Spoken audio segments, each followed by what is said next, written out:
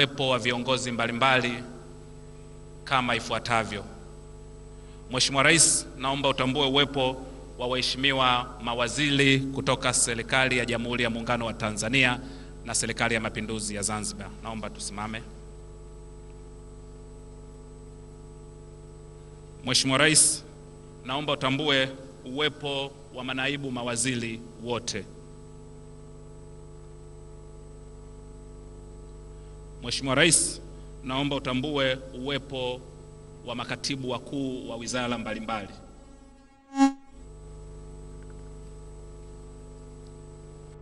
Mheshimiwa Rais, naomba utambue uwepo wa manaibu makatibu wakuu wa wizara mbalimbali.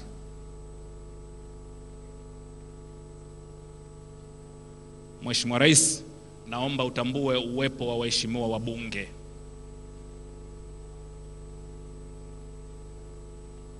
Mheshimiwa Rais, naomba utambue uwepo wa wakuu wa vyombo vya ulinzi.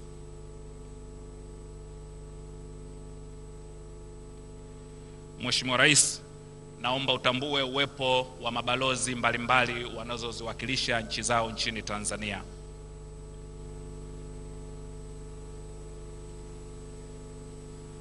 Mheshimiwa Rais, naomba utambue uwepo wa jumuiya mbalimbali za kimataifa, wawakilishi wa jumuiya mbalimbali za kimataifa.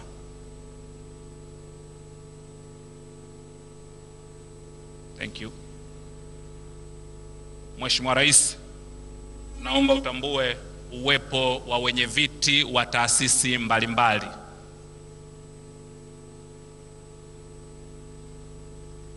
Mheshimiwa Rais, naomba utambue uwepo wa maafisa watendaji wakuu wa taasisi mbalimbali za serikali ndani ya Jamhuri ya Muungano wa Tanzania.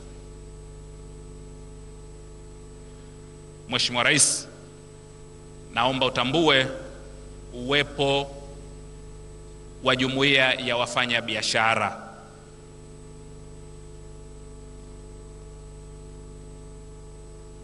Mheshimiwa Rais, kwa heshima kubwa naomba utambue uwepo wa Secretariat ya Sadc.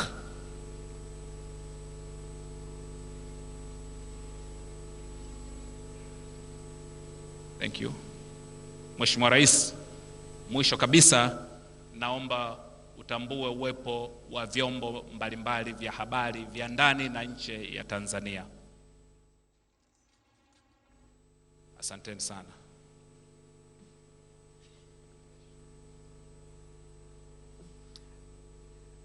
Thank you very much. To start up our program, Your Excellency,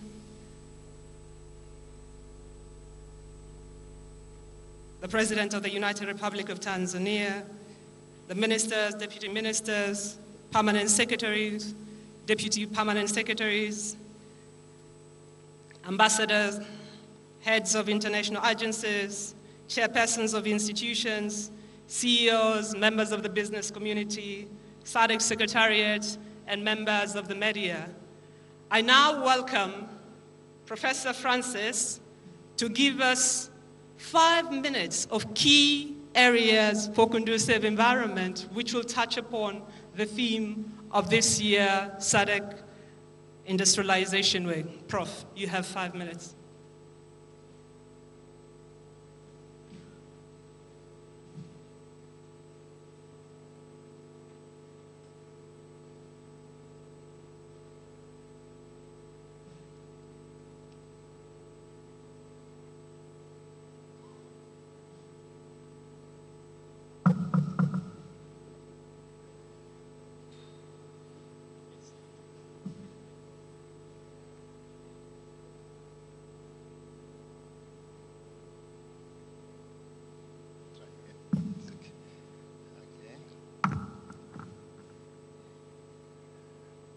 His Excellency Dr. John Pombe Magufuli, President of the United Republic of Tanzania and our chief guest, Excellencies, heads of states and governments present here, Excellencies, ministers and members of parliament present here, Excellencies, ambassadors, Excellencies, distinguished colleagues, ladies and gentlemen, it is an exceptional honor and great privilege for me to be among you and to participate in this year's Sadc Industrial Week. The week precedes, yes, another great and momentous occasion, the Sadc Summit, which will take place on the 17th and 18th of this month. Before I proceed, please allow me to express my sincere gratitude to the organizers of this event, the Sadc Secretariat, the Sadc Business Council, and the government of the United Republic of Tanzania. Now, my task has been specified as introducing the key issues for a country which wants to build an industrial economy. And I'll use the next few minutes to highlight those issues. Experience gathered from over 400 years of industrialization endeavors reveal that wherever industrialization has occurred, it was fostered by a trinity comprising of high-level political and policy stewardship, the creation of fundamental productive capacities, and that complemented by flanking measures. When we talk about productive capacities, we mean such capacities as diverse financial resource capacities to be able to finance your industrialization, to have financial institutions with the right instruments to do that. But there are also a number of non-financial resource capacities like building technological capacities, industrial entrepreneurship capacities, institutions which advocate industrial transformation, and so on.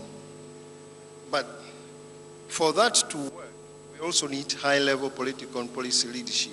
And here, examples and lessons abound. For instance, the seed of the miracle of the Han River in South Korea was sown by General Park Chung-hee, who presided from 1961 to 1979. In Malaysia, it was Dr. Mahathir Mohamad. In China, it was Mao Zedong who laid the foundation on which later on Deng Xiaoping led the country towards industrial transformation. Of course, we also need a regulatory governance framework as part of that political and policy stewardship. And the overall purpose of a regulatory governance is to guide the architecture of an action plan for developing fundamental capacities for industrial transformation. And when we talk about the flanking measures, which need to complement political stewardship and policy governance, as well as to complement the fundamental productive capacities, here we mean that countries which have succeeded to industrialize, they did leverage a number of capacities, including their own natural resources, markets. They did also identify foundation industries, and they also capitalize on international partnership. If you get the right partners, it is easier to industrialize. But if you don't have the right partners, you might not achieve it. Having said those few things, now in conclusion, let me say that there is no option to socially inclusive and environmentally sustainable industrialization in our Sadc region. It must be done, and it must be done fast. When we contemplate about how we want to guide our region, let us remember that working in a very unfriendly framework conditions, in particular in relation to technological protectionism, China still managed to compress the industrialization process into 3 decades, which was in stark contrast to hundreds of years needed by earlier industrializers in Europe and America and Japan. In the Sadc region of the 21st century, therefore, industrialization can be achieved within a generation if we do it right. Doing it right means we need a working trinity of high-level political and policy stewardship, creating the fundamental productive capacities and identifying the complementary flanking measures tailored to the needs of the region and to the needs of each of the region's countries. Thank you very much for listening to me. Asante sana Mheshimiwa Rais wa Jamhuri ya Muungano wa Tanzania. Kwa heshima kubwa naomba utambue uwepo wa Mheshimiwa Mzee Joseph Warioba, makamu wa kwanza wa Rais na Waziri Mkuu mstaafu. Mheshimiwa Rais, naomba pia utambue uwepo wa Mzee Joseph Butiku kutoka Mwalimu Nyerere Foundation. Asante sana.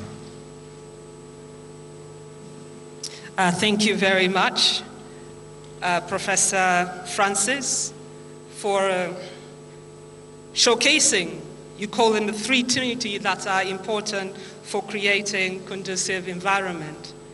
I now would like to welcome Ms. Charity Muia, who is the chairperson of Sadc Business Council, to give us a few remarks. Karim. A round of applause, thank you.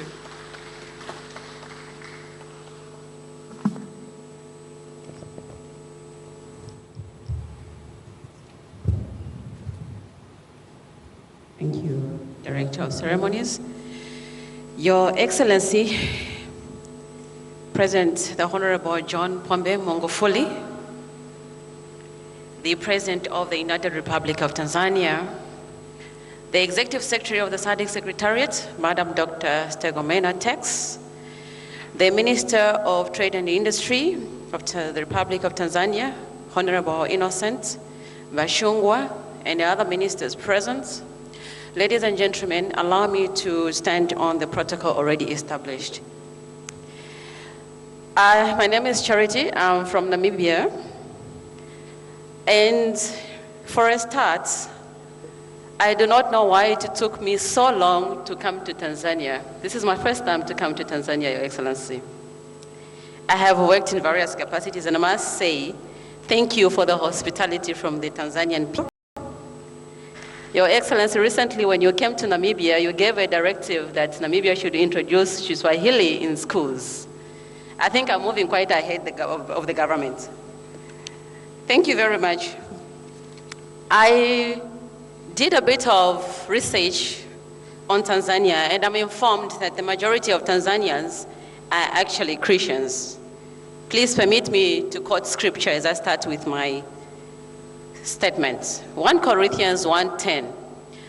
I appeal to you, brothers and sisters, in the name of our Lord Jesus Christ, that all of you agree with one another in what you say, and that there be no divisions among you, but that you be perfectly united in mind and thoughts.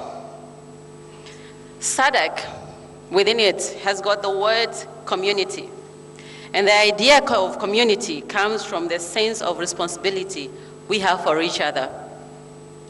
There is no way you can speak unity when the majority of people who make the majority of the world population are excluded in decision making. I'm speaking about women. I'm proud to say that today, as I hand over the chairmanship of the Sadc Business Council, I have served as the first female of this council that we're launching. Thank God. I was recently appointed as the Chief Executive Officer of the Namibia Chamber of Commerce that has been in existence for 30 years. I became the first female CEO. I thank God. But this is not about me. I'm speaking about the issue of unity. There is no way you can come to the table and discuss unity development when all the sectors of society are not brought to the table. And this speaks volume of the reason that I am standing here today, that we want to thank the Sadc leadership for this time that you have included the private sector in all the structures of the Sadc decision-making organs. Allow me, ladies and gentlemen, to take this opportunity to thank the Sadc Summit and the Sadc Council of Ministers for recognizing the importance of the private sector in the implementation of the Sadc industrialization strategy and roadmap and other related projects and programs at regional level.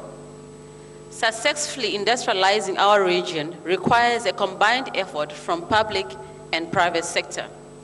The public sector is required to create an enabling business environment to attract meaningful regional investments, with the private sector providing resources to industrialize and in the process creating the needed job opportunities for our people in the region. Allow me, Your Excellency, to express our appreciation to the government of the United Republic of Tanzania for recognizing the launch of the Sadc Business Council later today. The Sadc Business Council, or Sadc-BC, is a regional apex body of national business associations of the 16 Sadc member states and the regional business associations in Southern Africa. And the purpose of the Sadc Business Council is to be the central regional private sector platform for the public sector to act on matters of regional economic development and industrialization. At this juncture, may I just recognize the members of the council that are present here in this meeting, if you can all just raise for you to be seen. Members of the Sadc Business Council? We are all here, come on, are we afraid? Thank you very much, be seated. Your Excellency, when I was requested to actually deliver a statement here, I looked at the program and saw that the majority of the speakers on this program would actually be men. And I asked myself, why did it actually have to be me to be speaking at this platform? And then I was reminded that even when we look at this room, when you want anything said, ask a man. But if you want something done, ask a woman. I believe that the majority of the women that are busy doing are at the exhibitions. So please, let's make time to find time to go and see these women that are really making the moves, the trailblazers of Southern Africa, that we support them fully. The Sadc Business Council will be known as the legacy of the United Republic of Tanzania Sadc chairmanship. Its launch and purpose dovetails with the theme of this conference: a conducive environment for inclusive and sustainable industrial development, increased intra-regional trade and job creation. The Sadc Business Council will help to increase intra-regional trade and creating job opportunities in the region by marketing Sadc strategically for both foreign direct investment as well as domestic investments. In closing, Your Excellency, ladies and gentlemen, on behalf of the Sadc Business Council, we wish to thank all the partners and supporters of this event. This includes our hosts, the United Republic of Tanzania and the Tanzanian Ministry of Industry and Trade. Our hosts, our National Business Association, the Tanzania Private Sector Foundation, all partners and sponsors including the European Union, GIZ, the African Development Bank, Industrial Development Corporation, Arab Bank for Economic Development in Africa, TIB Development Bank, MB Bank, the management and staff of the Julius Nyerere International Convention Center, all participants that will be providing the valuable time and inputs over the next few years. But most importantly, Your Excellency, it's your presence in gracing this occasion. We thank you very much. I wish all of us a successful event and hope that it meets your expectations. Ladies and gentlemen, I thank you. Mungu ibariki Sadc. Asante sana. Obrigado. Asante sana Mheshimiwa Rais wa Jamhuri ya Muungano wa Tanzania. Kwa heshima kubwa, naomba pia utambue uwepo wa Waziri wa Biashara, Utalii na Nishati wa Komoro.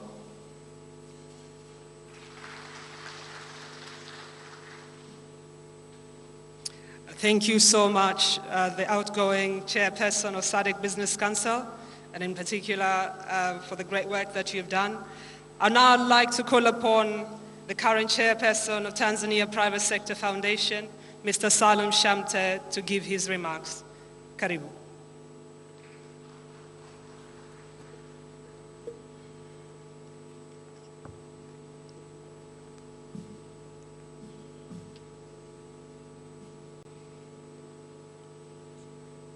Your Excellency, Dr. John Pombe Joseph Magufuli, President of the United Republic of Tanzania, Madam Dr. Stegomena Tax, Executive Secretary of the Sadc Secretariat,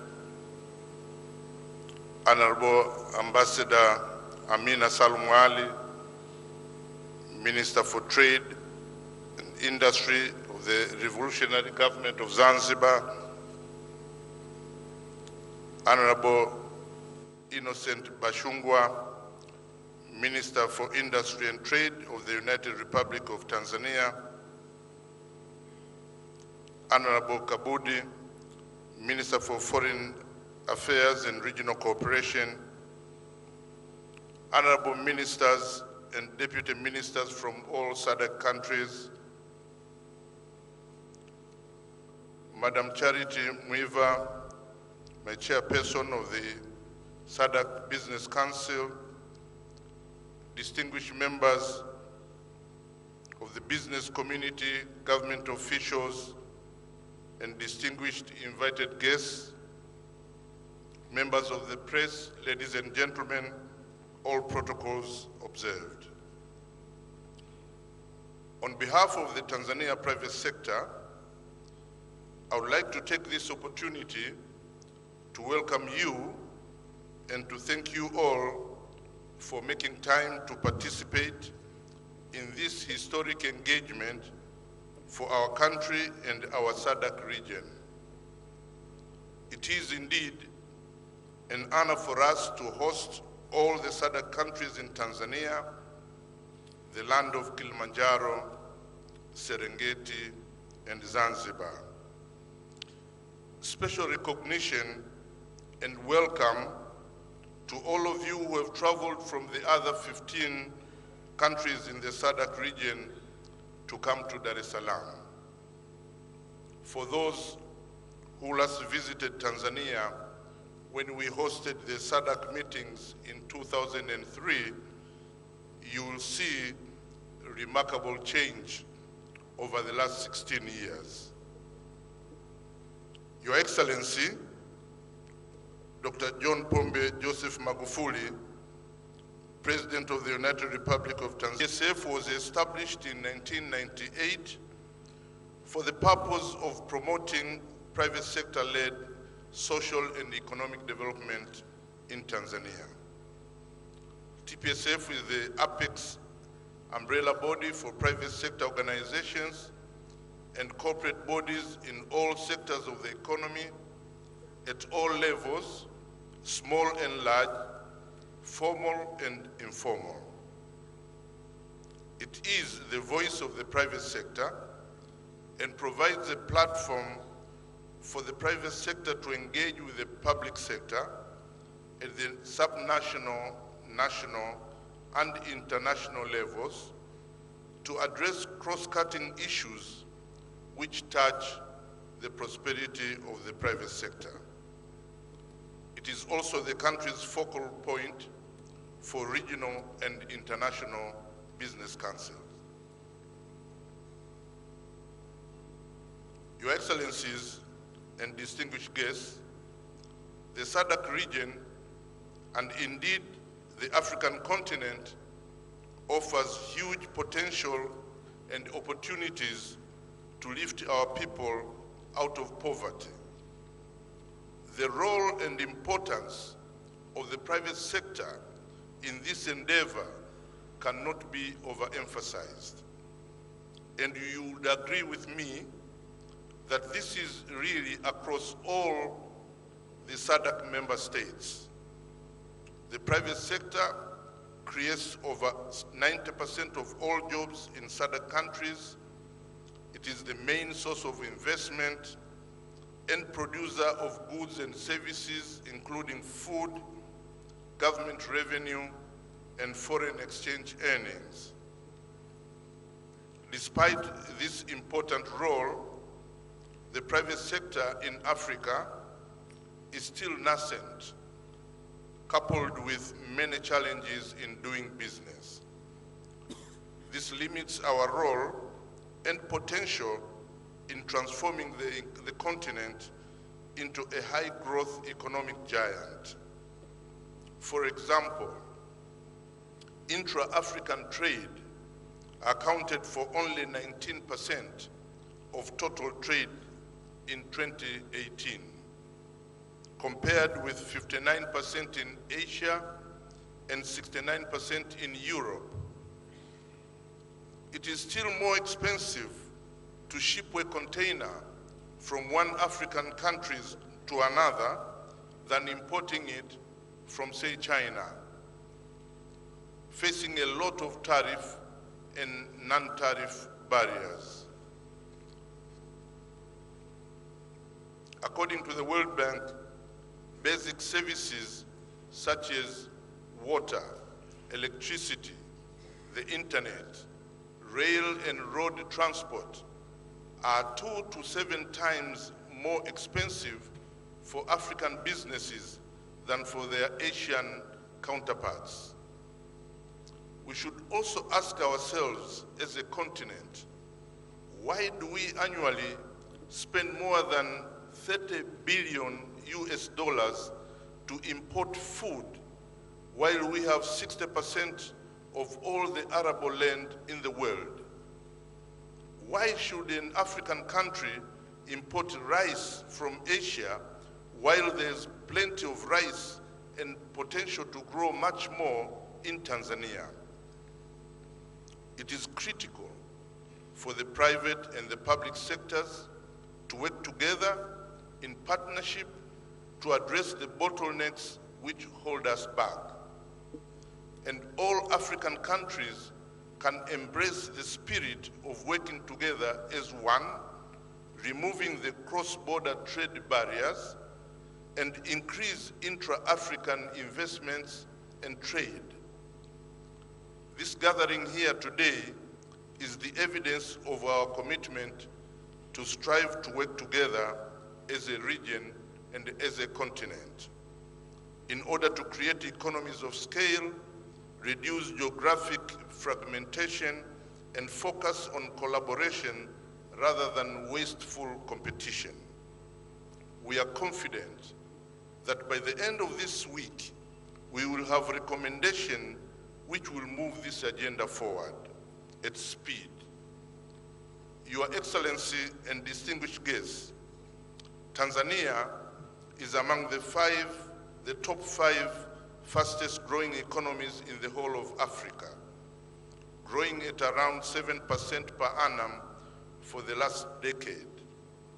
Tanzania offers massive opportunities in agriculture, livestock, fisheries, tourism, transport, logistics, manufacturing, mining, construction, and many other sectors. The 5th phase government, under the stewardship of His Excellency Dr. John Pombe Magufuli, is doing very well when it comes to addressing reforms needed to create a conducive investment and business environment. Apart from adopting a zero-tolerance corruption strategy, we have jointly successfully developed a blueprint for regulatory reforms to improve the investment and business environment, and its implementation has already begun. Once fully implemented, the blueprint will change completely the way Tanzania is facilitating entrepreneurs to do business.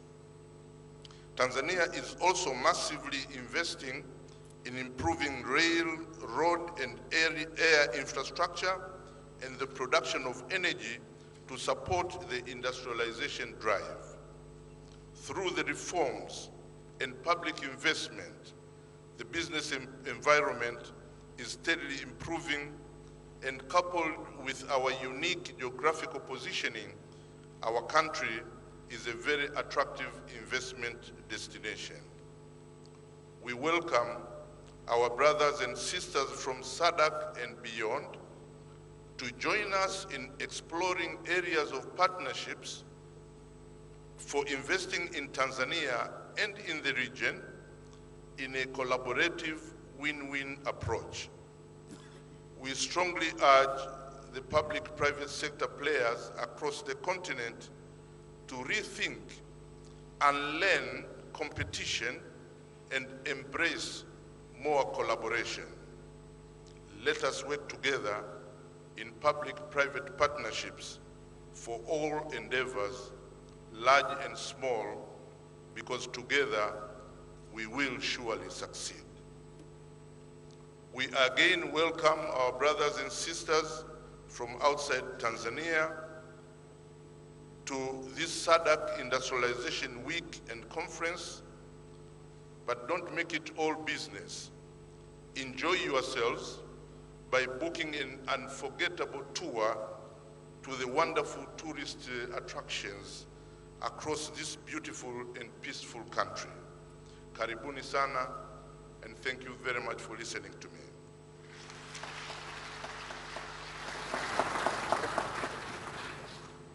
Thank you so much, the Chairperson of Tanzania Private Sector Foundation, Mr. Salaam Shamte, for highlighting some of the issues that are ongoing, and importantly, the opportunities, and calling upon the participants to also enjoy their stay in Tanzania.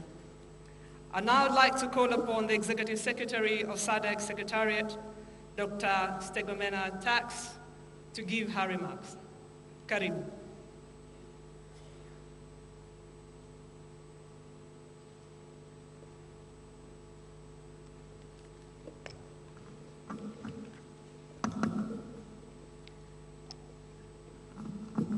Mheshimiwa Rais wa Jamhuri ya Muungano wa Tanzania, Dr. Joseph Pombe Magufuli, Mheshimiwa Waziri wa Mambo ya Nje na Ushirikiano wa Afrika Mashariki, Profesa Paramagamba Kabudi, Mheshimiwa Waziri wa Viwanda na Biashara wa Jamhuri ya Muungano wa Tanzania, Mheshimiwa Innocent Bashingwa, Mheshimiwa Waziri wa Viwanda wa Zanzibar, Balozi Amina Ali, mawaziri wote na manaibu waziri wote walioko hapa, honorable ministers from SADC member states and deputy ministers, chairperson of the SADC Business Council, Madam Charit, incoming chairperson of the Business Council, Mr. Shamte, members of the Business Council of SADC, Director Generals, Permanent Secretaries, Executive Directors from SADC member states, heads of regional and international organizations, members of the Diplomatic Corps, representatives of private sector and the captains of the industry, SADC Secretariat staff, my team, distinguished delegates. May I also at this juncture note sio kwa umuhimu, naomba niwatambue wazee wetu, Mzee Warioba, former Prime Minister of Tanzania, na Mzee Butiku, partners from the media, ladies and gentlemen. I'm deeply honored to deliver these introductory remarks to this gathering, attending the opening of the 4th Industrialization Week. Allow me to begin by thanking the government of the United Republic of Tanzania for accepting to host the 4th SADC Industrialization Week, being held here in Dar es Salaam, Bandari ya Salaam. We are grateful to Your Excellency, Mr. President, for accepting to officially open the SADC Industrialization Week, despite your busy schedule. This demonstrates the commitment by the government of Tanzania and your commitment to the SADC development and integration agenda, and specifically industrialization. Your Excellency, our Industrialization Week this year is hosted under the theme, A Conducive Environment for Inclusive and Sustainable Industrial Development, Increased Intra-Regional Trade and Job Creation. The theme provides us another opportunity to highlight the importance of industrial development in SADC region and reflect on progress made and map the road ahead of us. The SADC revised the Regional Indicative Strategic Development Plan 2015-2020 front-loads industrialization as overarching priority of the region.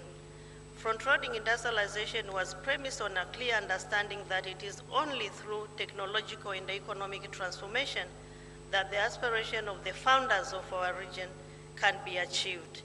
In fulfilling this imperative, our heads of state and government adopted SADC Industrialization Strategy and Roadmap 2015-2063 in 2014 in Vic Falls, Zimbabwe. Your Excellency, distinguished delegates, to realize the goals of the industrialization strategy and to take the SADC region to a higher transformational growth and developmental trajectory, we need to significantly increase the industrial capacity by promoting manufacturing and value chains. This has to be done through targeted initiatives, while also putting in place a conducive and enabling environment in terms of hard and soft infrastructure. This was explained in detail by Mr. Shamte. The Industrialization Week, therefore, provides an opportunity for us to look back and see how much ground we have covered since the industrialization strategy was adopted in 2014, and what needs to be done moving forward. The region can no longer afford to remain behind. We need to seize the opportunity at this critical moment to step up and take proactive steps in joining the global community, or else with this being left behind. Since the region embarked on industrialization, steady progress continued to be recorded. Notable progress include profiling of value chains in pharmaceuticals, mineral beneficiation, and agro-processing. These are the three areas which SADC has prioritized. The mining vision will contribute to the optimal and sustainable utilization of mineral resources across the region. It is, however, important to note that the realization of the profile value chains and their integration into global value chains require an enabling environment, including policy and legal framework, as already said, soft and hard infrastructure to facilitate efficient movement of goods, and soft infrastructure to support financial integration and the movement of services and persons, skills development and innovation, and energy to enhance productivity and competitiveness. All this can only be done in partnership. Both private sector and the public sector must come together and ensure that indeed there is a conducive environment and the opportunities which are being created are utilized. The current energy demand as compared with energy generation capacity reserve margins and the planned outage leave the region with a deficit of 2,000 megawatts. We should be alive to the fact that products produced in SADC compete with products that are produced elsewhere that enter the SADC market. The high energy cost and the energy deficit increases the cost of production of SADC products. This disadvantages them in comparison to products produced elsewhere and imported into SADC region. In this regard, SADC commends the efforts by the government of the Republic of Tanzania under the leadership of His Excellency Dr. John Magufuli, President of the United Republic of Tanzania, to increase supply of affordable energy through the 2,115 megawatt Rufiji hydropower project. That will translate to lower cost of production and contribute to industrialization, not only in Tanzania, but also in the SADC region. The SADC member state will access, I believe so, Your Excellency, access energy through the Southern African Power Pool Interconnector in excess of what will be generated. Allow me to emphasize this section in Swahili. Uendelezaji wa viwanda unahitaji mambo mengi sana. Moja ya vitu vinavyotakiwa ni kuwa na miundombinu stahiki, lakini pia ikiwa ni pamoja na umeme. Huwezi ukawa na viwanda na huwezi ukashindana kama hutakuwa na umeme unaokuwezesha kuzalisha kwa ufanisi, lakini pia kuzalisha kwa unafuu. Tunafanya biashara katika dunia ambayo imeunganika. Kwa hiyo hatuwezi kujifunga kwamba bidhaa zetu zitakuwa ni za Tanzania tu au ni za SADC. Bado tutashindana na mataifa mengine. Kwa hiyo kuwa na miundombinu inayotuwezesha kusafirisha bidhaa zetu, kama sasa hivi tunavyofanya katika reli. Kuwa na umeme unaotakiwa ni kitu cha muhimu sana. Kwa hiyo sisi kama kwa niaba ya Sadc naomba nitoe pongezi za pekee kwa serikali ya Jamhuri ya Muungano wa Tanzania na kwa Mheshimiwa Rais kwa kuona umuhimu wa umeme na kuendelea na mradi huu. Tunakuomba Mheshimiwa Rais, tunajua ni mradi wa Tanzania, lakini tunajua kutakuwa na ziada. Na katika Sadc tuna power connector ambayo tuna imani kwamba ziada itaweza kuingia ili uweze kusaidia nchi nyingine. Ni ukweli kwamba kuna uhaba sana wa umeme katika Sadc region. Nchi nyingi hazina umeme, kwa hiyo umeme umekuwa ni wa mgao, na hii ni kuangalia mbele. Kwa hiyo kwa kuangalia mbele, serikali ya Tanzania tuna imani, na hii ndio maana ya ushirikiano. Lakini pia biashara ni pana. Biashara sio bidhaa za viwandani tu, biashara ni pamoja na bidhaa kama hizi. Your Excellencies, distinguished delegates, private sector is a critical partner to the Sadc industrialization agenda. Development of the value chains and the infrastructure requires, among others, investment and capital from private sector.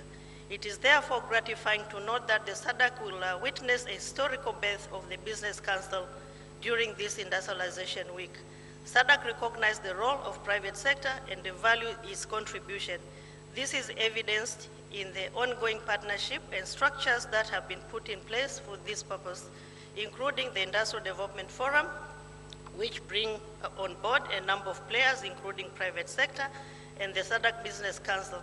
Let us continue being partners with demonstrable and visible impacts.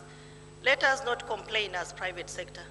Let us come up with solutions and let us work together. Complaining, we have complained a lot, but complaining without coming with solution doesn't help. The growing African market emanating from signature and the operationalization of the new African continent free trade area will expand the market of our goods and services. Nonetheless, concerns remain on the slow pace of finalization of exchange of offers and the ratification of the tripartite COMESA EAC Sadc free trade area. May I call upon member states to finalize tariff negotiation ratification processes for the tripartite free trade area, a catalyst to the continental free trade area. May I also call upon the private sector to join hands in advocating for the operationalization of the COMESA EAC Sadc free trade area. While we advocate for the operationalization of the tripartite free trade area, let us utilize the trade opportunities created by Sadc free trade area, which is an integrated market of 16 countries with a combined population of 344 million and a combined GDP of about 2.5 billion. These figures are as 2016, so obviously there is an increase in terms of combined GDP and population. Member states, through the Sadc free trade area, are free to invest in any of the Sadc member states, but also to trade free of tariff in any of the Sadc member states. Allow me also to speak in Swahili in this area. Niwaombe tu wa Tanzania kwamba kutumia fursa hii ya kwamba summit inafanyika hapa, lakini pia industrialization week inafanyika hapa, kujaribu kuzitambua fursa zilizopo katika Sadc na kuzitumia ipasavyo. Nimeeleza kwamba hili ni soko kubwa ambalo linajumuisha nchi 16 ambazo zina wananchi au watu wapatao milioni 344 na pato la taifa la pamoja la bilioni US dollars za Kimarekani milioni 2.5. Kwa hiyo ni vizuri kuzitambua fursa hizi na kuzitumia ipasavyo. Wakati mwingine kunakuwa na vikazo, tuwe wajasiri. Wizara ya Viwanda na Biashara ipo. Unapokumbana na vikwazo, tafadhali wasiliana na Wizara ya Viwanda na Biashara kueleza vikwazo unavyokumbana navyo ili tuweze kuvitatua. Ushiriki wetu kama nchi bado ni mdogo katika soko la Sadc, lakini fursa zipo nyingi sana. Na fursa za kibiashara si fursa katika biashara bidhaa zinazotoka katika viwanda peke yake. Kuna fursa za huduma. Huu ni mwanzo tu. Katika mwaka huu kutakuwa na vikao si chini ya 30 vitakavyokuja nchini Tanzania. Kwa hiyo biashara ni pamoja na soko la huduma. Kwa hiyo tumieni soko la huduma kama sehemu ya biashara katika mwaka huu. Katika mikutano hii pia kutakuwa na majadiliano mbalimbali. Ni vizuri sisi kama Tanzania pia kujipanga na kuona kwamba fursa hiyo mnaitumia na kuweza kusukuma uendelezaji wa mtangamano, lakini mkitambua kwamba mnasukuma pia mkiwa wa Tanzania. Kuna fursa ya miundombinu kama nilivyosema, ni vizuri pia kuikatambua. Private sector is a critical partner to Sadc industrialization agenda. Development of value chains and infrastructure requires, among other, investment and capital from private sector. It is therefore gratifying. The Sadc Industrialization Week and the side exhibition bring together private sector and captains of industry. It provides an opportunity to build partnership that would foster cross-border business. It also offers an important platform for governments to engage the private sector on critical steps needed to leverage investment in infrastructure development, value chains, value addition, beneficiation, and manufacturing, and to contribute to the broader socio-economic objective. Let us take advantage of this forum and forge partnership.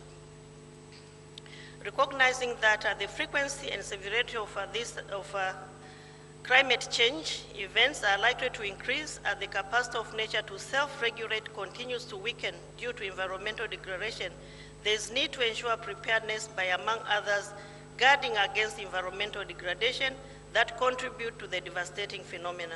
The industrial sector is often blamed for contributing towards degradation of the environment. It is essential that as we industrialize, commitment to environmental sustainability is translated into action that will help member states to better prepare for climate-induced hazard in future.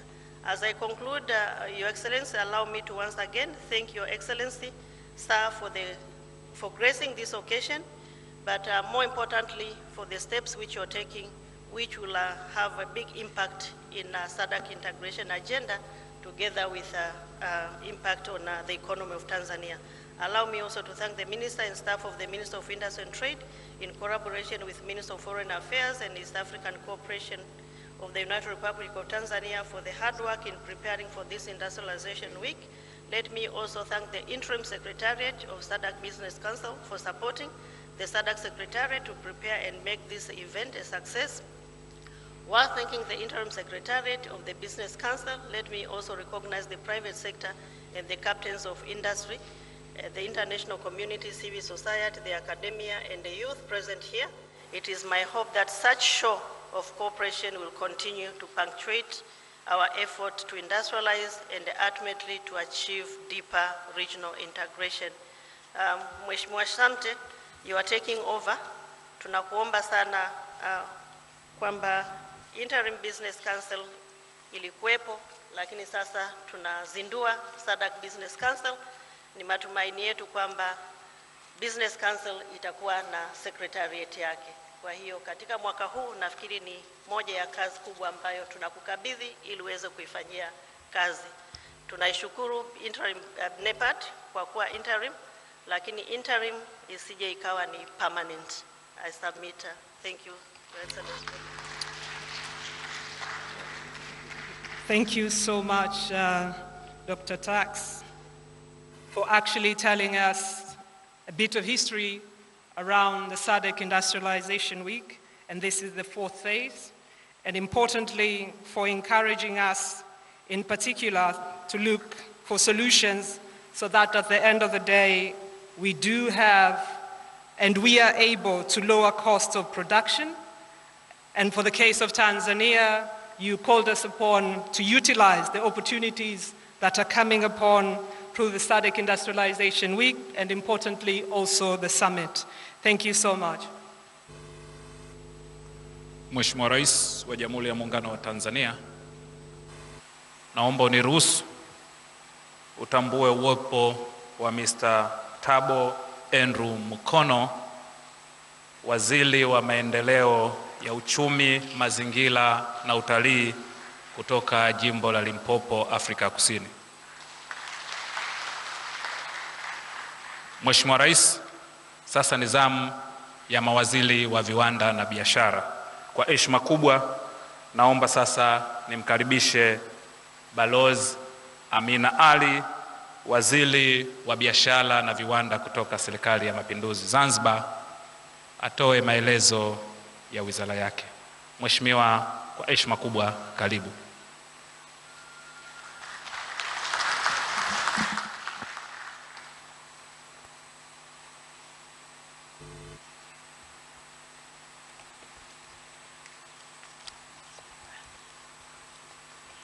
Mheshimiwa Dr. John Joseph Pombe Magufuli, Rais wa Jamhuri ya Muungano wa Tanzania, Mheshimiwa Mama Janet Magufuli, Mheshimiwa Waziri wa Mambo ya Nje na Ushirikiano wa Afrika Mashariki, Profesa Kabudi, Mheshimiwa Waziri wa Viwanda na Biashara, ndugu yangu Bwana Bashigi, waheshimiwa mawaziri wa Tanzania na mawaziri wa Sadc,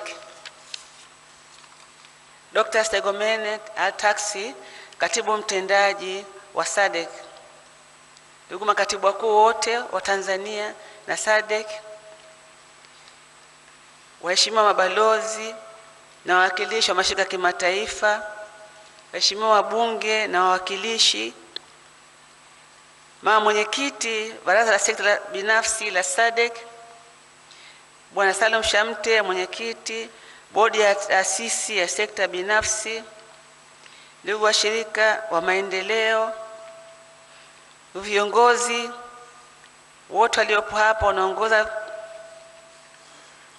sehemu za vyombo vya ulinzi na usalama na sehemu zingine mbalimbali, pamoja na wafanyabiashara wetu, wazee wetu waliofika hapa. Itifaki imezingatiwa. Mabibi na mabwana, asalamu alaykum. Mheshimiwa Rais, awali ya yote kwanza naomba nianze kwa kumshukuru Mwenyezi Mungu mwingi wa rehema kwa kutujalia tukaweza kukutana asubuhi hii tukiwa wenye furaha katika hafla hii adhimu ya ufunguzi wa maadhimisho na maonesho ya 4 ya wiki ya viwanda kwa nchi za Jumuiya ya Maendeleo ya Kusini mwa Afrika ya Sadc.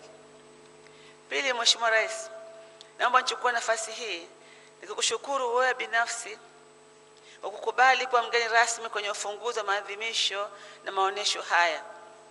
Uwepo wako katika shughuli hii leo kunadhihirisha upeo wako wa kuona mbele, hamasa yako na msimamo wako thabiti wa kutuletea Tanzania ya viwanda na kutufikisha kwenye uchumi wa kati. Mheshimiwa Rais, tunakupongeza sana na hongera sana.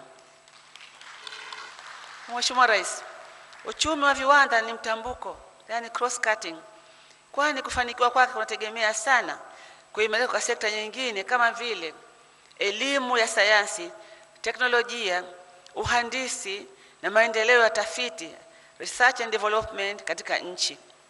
Kwa kulitambua hili, Mheshimiwa Rais, uliamua kuongeza bajeti kwa Wizara ya Elimu ili kumwezesha kila Mtanzania kupata elimu bila malipo, na hivyo kutoa fursa kwa vijana wetu wengi zaidi waweze kupata elimu ya juu inayolenga shabaha ya kuwa na taifa lililoendelea kiviwanda na kuongeza ajira na kuwa na uchumi imara. Tunakushukuru sana, tunakupongeza Mheshimiwa Rais. Mheshimiwa Rais, wahenga wamesema asiye na macho haambiwi tizama, lakini ukweli utabaki ukweli, na kwamba sote tunashuhudia jinsi inavyopambana katika kuhakikisha nchi yetu inakuwa na miundo bora kabisa katika bara la Afrika, kama vile ujenzi wa reli ya kisasa SGR na ujenzi wa barabara za viwango vitakazounganisha mikoa yote ya Tanzania. Nchi nyingi zilizoendelea waliimarisha miundombinu na kuungana nchi nzima ili kuhudumia nchi za jirani na kukuza biashara na viwanda kutoka bidhaa za ndani na za nchi za jirani na nje kabisa ya Afrika. Kwa hivyo Mheshimiwa Rais, sisi tunakupongeza kwa uamuzi wako huo na tunakuunga mkono kwa sababu tunakuona na tunaona tunakoelekea. Ndugu zetu wa Sadc, mnakaribishwa kuona maendeleo yetu na tuko tayari Tanzania kuwahudumia, lakini pongezi sana kwa Mheshimiwa Rais kwa uamuzi wako wa mfano. Mheshimiwa Rais, wataalamu wanaamini katika utatu, yani 3 E's. Kwanza ni energy, yani nishati, mazingira, environment na uchumi. Kwamba ili uweze kuendelea kiuchumi na kuwa na jamii yenye furaha na ustawi endelevu, ni lazima uwekeze kwenye nishati, kwenye mazingira bora na kuongeza kipato. Moja kati ya changamoto kubwa kabisa inayozorotesha maendeleo ya viwanda katika nchi nyingi za Jumuiya ya Sadc ni udhaifu wa miundombinu yake pamoja na uhaba wa nishati.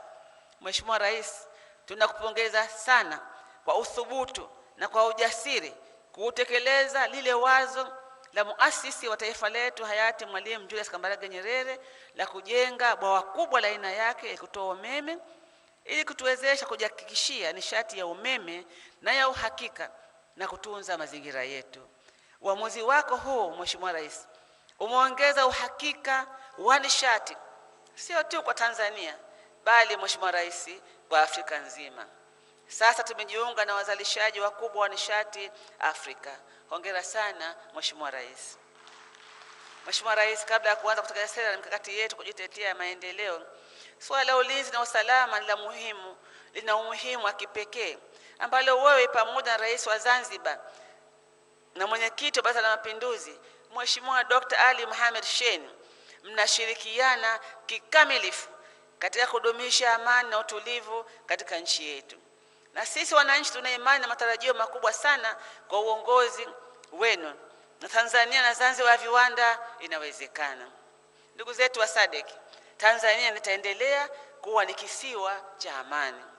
Mheshimiwa Rais, mimi si msemaji wa siku hii ya leo. Nimetoka kuamkia na kutoa salamu fupi, lakini nimeona ni asemi haya ili kufikisha ujumbe kwa wenzetu, wageni wetu, ndugu zetu, wapenzi wetu. Wakati tukiwa katika tukio hili muhimu sana ambalo linatarajiwa kutokea tena nchini kwetu baada ya miaka 15 ijayo.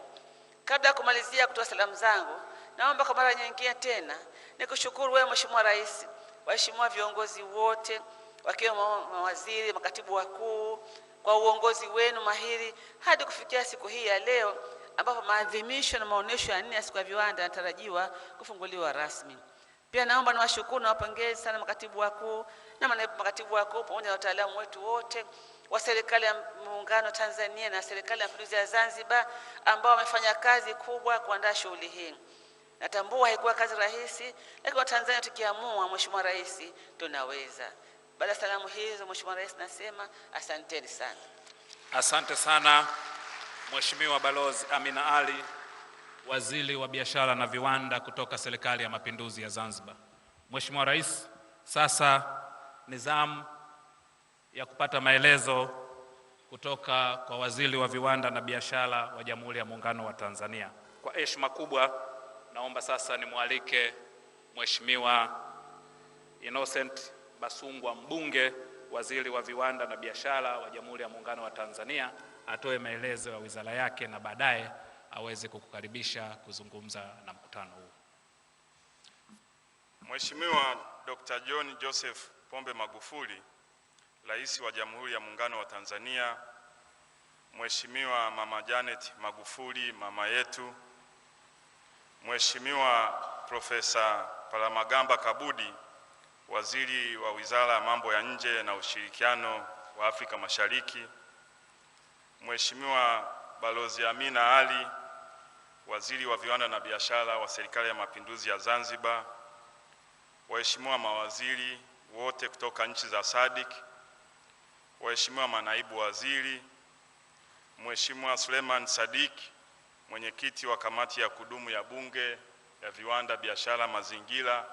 Natambua uwepo wa Mheshimiwa makamu mwenyekiti Kanali Masudi wa kamati ya kudumu ya Bunge ya Viwanda, Biashara na Mazingira, waheshimiwa wabunge na wajumbe wa Baraza la Wawakilishi, Mheshimiwa Paul Makonda, mkuu wa mkoa wa Dar es Salaam, makatibu wakuu wote kutoka nchi za Sadc, Charity Mwiya, mwenyekiti wa Sadc Business Council, Dr. Stagomena Tax, katibu mtendaji wa Sadc, wakuu wa vyombo vya ulinzi na usalama, waheshimiwa mabalozi na wawakilishi wa mashirika ya kimataifa, Bwana Salum Shamte, mwenyekiti bodi ya taasisi ya sekta binafsi Tanzania TPSF, Bwana Peter Vandel, katibu mtendaji baraza la sekta binafsi la Sadc, washirika wa Maendeleo, Bwana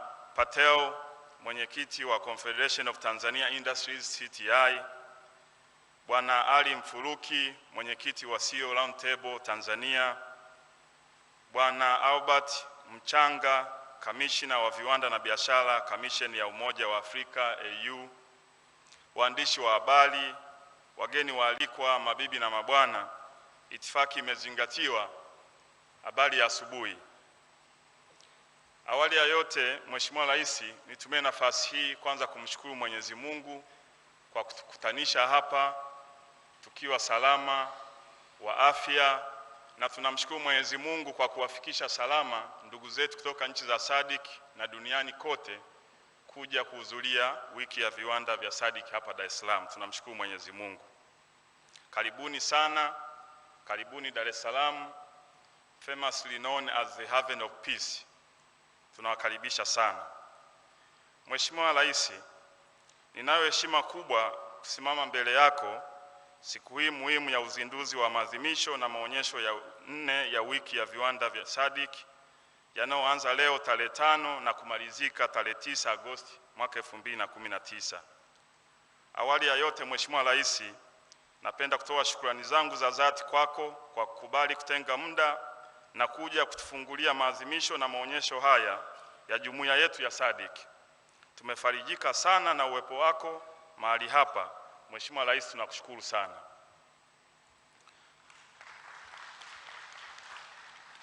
Mheshimiwa Rais, kwa heshima kubwa ninaomba kukujulisha kuwa maandalizi ya maadhimisho na maonyesho ya 4 ya wiki ya viwanda ya Sadc kwa mwaka 2019 yameenda vizuri na yameshirikisha kikamilifu wadau, waheshimiwa mawaziri na makatibu wakuu viongozi kwa uongozi wenu mahiri katika hatua zote za maandalizi.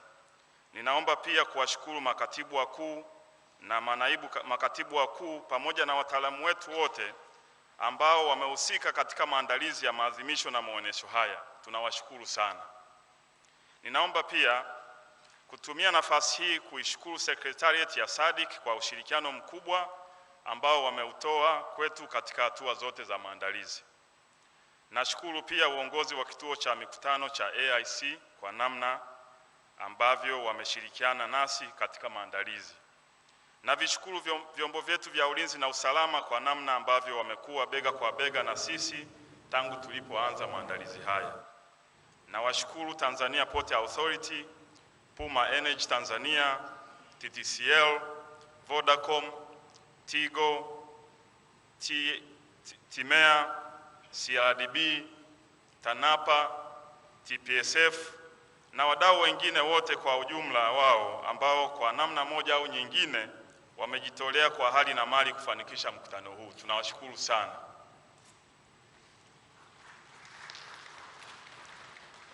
Naomba pia kutumia nafasi hii kuwashukuru waandishi wa habari na vyombo vyetu vya habari kwa namna walivyosimamia kikamilifu swala la kuelimisha umma kuhusu maadhimisho na maonyesho haya. Wamefanya kazi nzuri sana. Mwitikio wa wananchi umekuwa wa kuridhisha. Tunawapongeza sana kwa kazi nzuri waandishi wa habari. Mheshimiwa Rais, kama unavyofahamu, chimbuko la maadhimisho na maonyesho ya wiki ya viwanda vya Sadc ni maelekezo mlioyatoa kwenye mkutano wenu wa wakuu wa nchi na serikali uliofanyika mwezi Agosti mwaka 2015 mjini Mbabane, Eswatini. Katika maelekezo hayo, pamoja na mambo mengine, mlizitaka nchi wanachama kutekeleza kwa vitendo mkakati wa viwanda wa Sadc wa mwaka 2015 hadi mwaka 2063. Katika kutekeleza maelekezo hayo mlioyatoa, Baraza la Mawaziri la Sadc lililokaa mwezi Machi 2016 lilielekeza Secretariat ya Sadc kushirikiana na sekta binafsi kuandaa mpango wa kutekeleza kwa vitendo mkakati wa viwanda wa Sadc.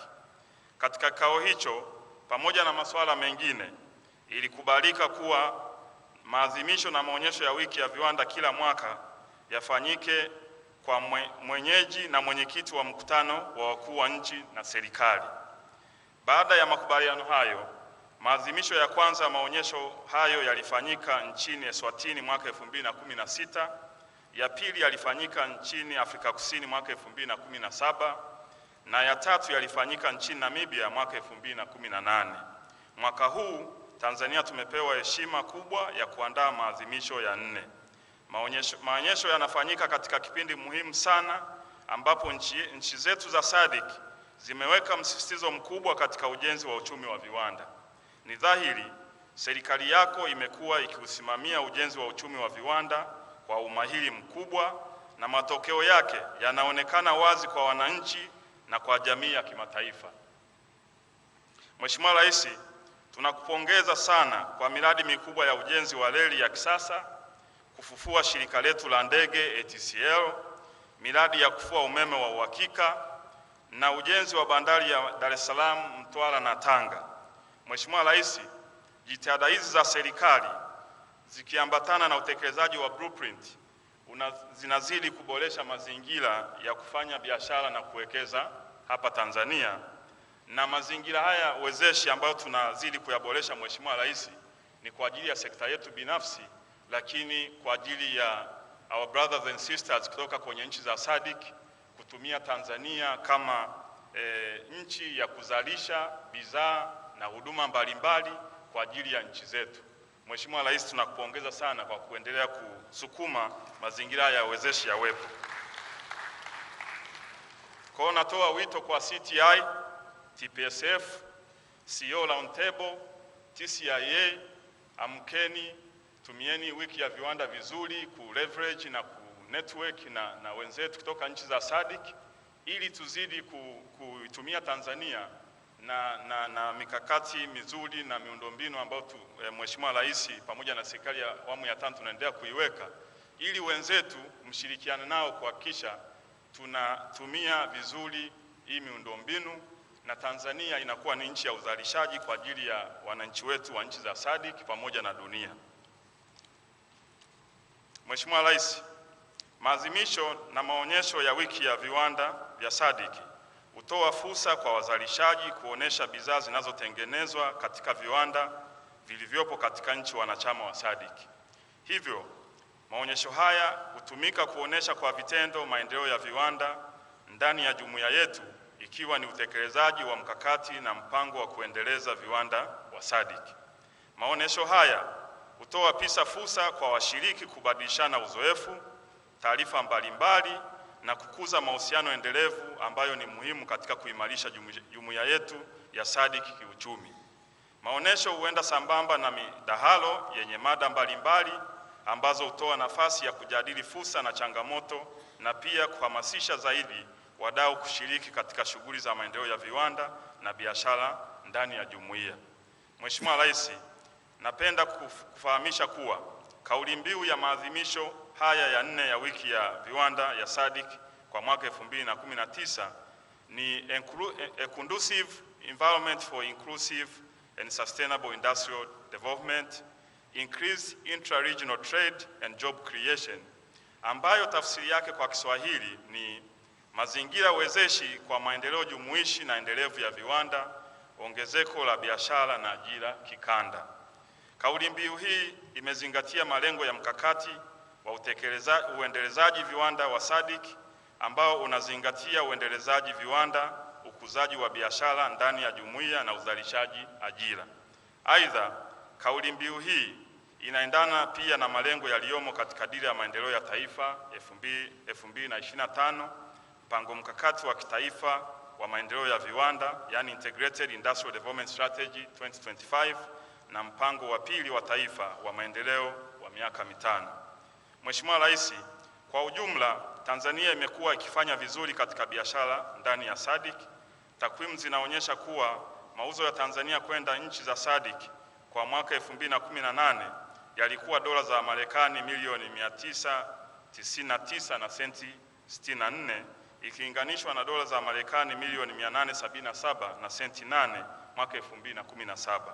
Hii ni sawa na ongezeko la 12.16.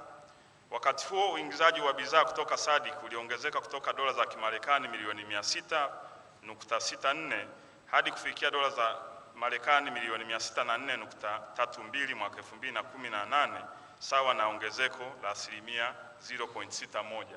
Mheshimiwa Rais, pamoja na takwimu hizi bado kuna fursa kubwa kama waliotangulia kusema intra-trade, yani kufanya biashara baina ya nchi za Afrika, bado kuna fursa kubwa lakini hatujazitumia. Ni matumaini yangu kwamba kupitia wiki ya Sadc hapa Tanzania tutatumia muda mzuri kuweka mikakati na kujadili zile changamoto na bottlenecks zilizopo ili kuzifungua kuweza kuongeza Afrika kufanya biashara baina ya sisi na kuongeza hizi takwimu. Baadhi ya bidhaa muhimu ambazo Tanzania inauza Sadc ni pamoja na madini mbalimbali kama vile Tanzanite na dhahabu, bidhaa za kilimo kama vile chai na kahawa, bidhaa za viwandani kama vile plastiki, sigara, saruji, marumaru na madawa na vifaa tiba. Bidhaa ambazo Tanzania inanunua kwa wingi kutoka nchi za Sadc zinahusisha magari, mbegu za mahindi, gesi, mabati, vilainishi yani lubricants, bia na sukari. Bidhaa hizo zinatoka zaidi katika nchi za Afrika Kusini, Zambia, Mauritius na Malawi. Mheshimiwa Rais, Tanzania inanufaika pia na miradi mbalimbali ya ushirikiano inayotekelezwa katika nchi za Sadc, hususan miradi inayounganisha nchi jirani. Miradi hii ni kama vile mradi wa maendeleo ya nishati ya umeme unaounganisha Tanzania na Zambia, mradi wa vituo vya pamoja vya forodha vya mpakani kati ya Tanzania na Zambia eneo la Tunduma na kati ya Tanzania na Malawi eneo la Nakonde, mradi wa maendeleo ya maji na uendelezaji wa bonde la Mto Songwe, mradi wa daraja la umoja kati ya Tanzania na Msumbiji na uimarishaji wa miundombinu ya reli ya Tazara na bandari. Mheshimiwa Rais, hatua ambazo serikali inaendelea kuchukua za kuboresha shirika letu la usafiri wa anga zitaendelea kukuza na kuimarisha zaidi ushirikiano na biashara ya Tanzania na jumuiya kwa ujumla. Mheshimiwa Rais, baada ya maneno hayo ya utangulizi, ninaomba sasa kujulisha kuwa jumla ya washiriki wapatao 3001 kutoka nchi za Sadc ikiwemo Tanzania wanashiriki katika kuonyesha na katika midahalo mbalimbali. Jumla ya waonyeshaji yani exhibitors ni 1576 ambapo wa Tanzania ni 1404, waliotoka nje ya Tanzania ni 172. Maeneo ambayo yanatumika katika maonyesho haya ni eneo lililoko mbele ya ukumbi huu wa mikutano ambalo Mheshimiwa Rais umepata kulitembelea, lakini pia eneo la Karimjee na eneo la viwanja vya Jimkana. Ni matumaini yetu kuwa wazalishaji, wafanyabiashara na wananchi kwa ujumla watatumia ipasavyo fursa mbalimbali zinazotokana na maonyesho haya. Bado tunaendelea na zoezi la kuhamasisha wananchi na wadau wengine kwa ujumla kuchangamkia fursa hizo ambazo tunaamini kuwa zitaongeza ari ya kufanya vizuri zaidi katika uendelezaji viwanda na biashara ndani ya jumuiya.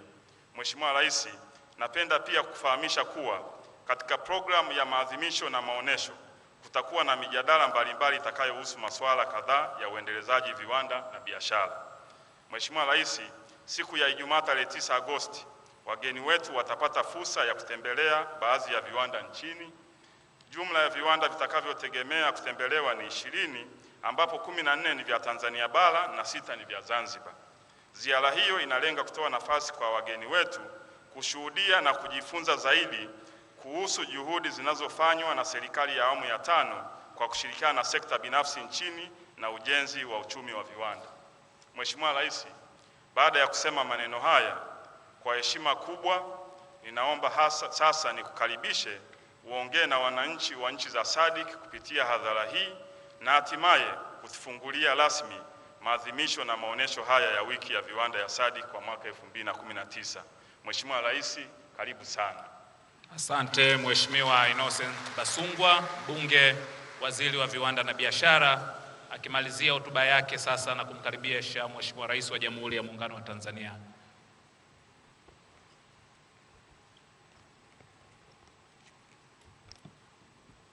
Jamani, tukae.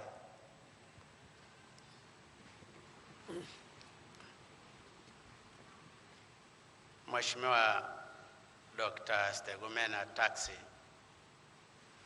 Katibu Mtendaji wa Sadc, waheshimiwa mawaziri wa viwanda na biashara wa Sadc mlioko hapa mkiongozwa na Mheshimiwa Waziri Bashungwa, waheshimiwa mawaziri, makatibu wakuu na viongozi wengine mlioko ndani ya Sadc ambao mko kwenye mkutano huu, waheshimiwa wabunge, waheshimiwa watendaji kutoka Secretariat ya Sadc, ndugu washiriki wa wiki hii ya viwanda kutoka nchi za Sadc, waheshimiwa mabalozi, waheshimiwa mzee Butiku pamoja na mzee Warioba, wakuu wa vyombo vya ulinzi na usalama mlioko hapa, wawakilishi wa sekta binafsi ndani ya Sadc, waheshimiwa wageni wengine wote, mabibi na mabwana, itoshe tu kusema itifaki imezingatiwa.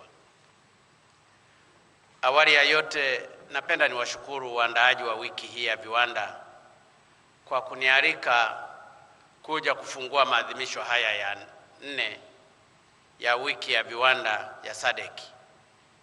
Ninawashukuru sana pia kwa kuichagua Tanzania kuwa mwenyeji wa maadhimisho haya kupitia wizara yetu ya viwanda na biashara.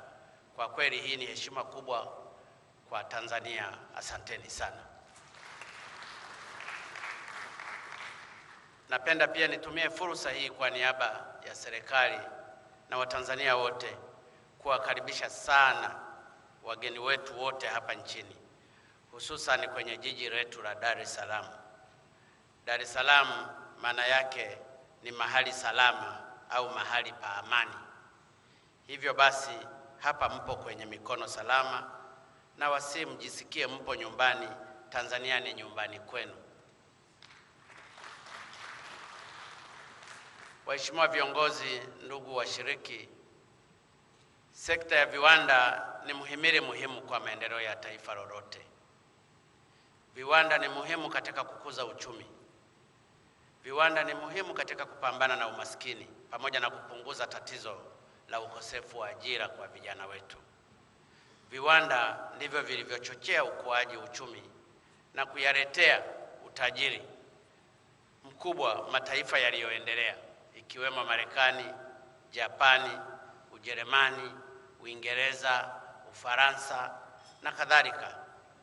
Aidha, tumeshuhudia kwenye miaka ya hivi karibuni nchi za Asia ambazo kwenye miaka ya 1960 na miaka ya 1970 tulikuwa na viwango vinavyoshabihiana kimaendeleo kama vile China, India, Korea ya Kusini, Malaysia, Thailand, Vietnam na kadhalika. Nazo zimepiga hatua kubwa kimaendeleo kupitia sekta ya viwanda. Kwa ujumla, historia ya mataifa yaliyoendelea inatufundisha kwamba hakuna njia ya mkato kufikia mapinduzi ya kiuchumi, ni lazima tupitie kwenye mapinduzi ya viwanda. Indeed, it is my firm convictions that industrialization forms part of the major preconditions for economic takeoff in Africa. Hata hivyo, kwa bahati mbaya sana, licha ya umuhimu wa viwanda katika maendeleo ya nchi zetu, mchango wa sekta ya viwanda katika nchi nyingi za Afrika na Sadc bado ni mdogo sana. Sekta hii inachangia wastani wa 10% tu ya pato la taifa, na katika jumuiya yetu ya Sadc inachangia 11% pekee.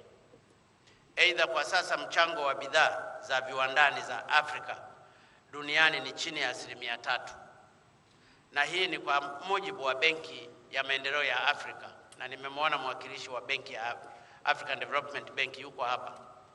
Ingawa katika miaka ya karibuni kumekuwa na msukumo wa kukuza sekta ya viwanda barani Afrika, kiwango cha ukuaji wa sekta hii bado ni kidogo sana.